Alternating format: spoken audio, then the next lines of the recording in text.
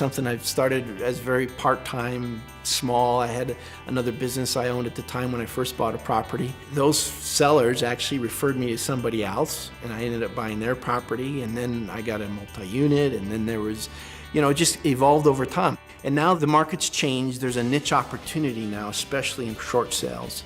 When Doug and I came together, I understood and he understood that he needed the expertise from a realtor. When you don't have enough knowledge about something, things that may be relatively simple once you understand them seem complicated.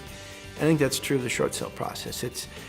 It's not a typical transaction. For the investor, there's really no drawback. You have to make sure they understand that it is a different transaction, not different in regards to complexity. It just takes a little bit of time because you're not dealing with the home seller making decisions after you've initiated the short sale.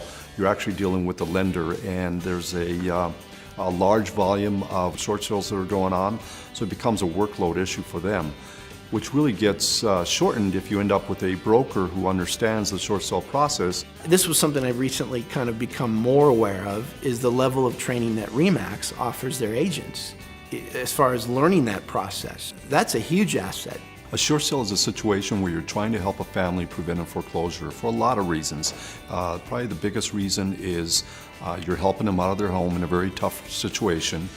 You're negotiating with the bank to get an amount much less than what they're committed to on their loan, and you're helping a family work with the bank to take a lower payoff than what they were expecting to receive on that note. If all the data that they need to evaluate it isn't provided, it's literally shredded. I mean, you can start the process all over again, but by that time, maybe the foreclosure is going to happen. And they're not going to postpone a foreclosure sale without a complete package.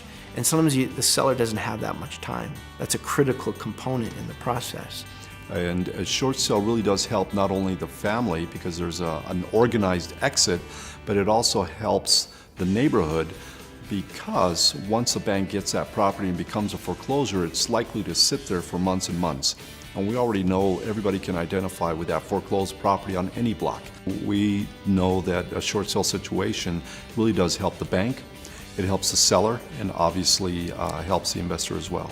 For investors who are thinking about getting started right now, I know if you were to turn on the TV or listen to the radio or read a newspaper, you might think we're in the Great Depression or that this would be the worst time ever to buy real estate, and I think it's just the opposite.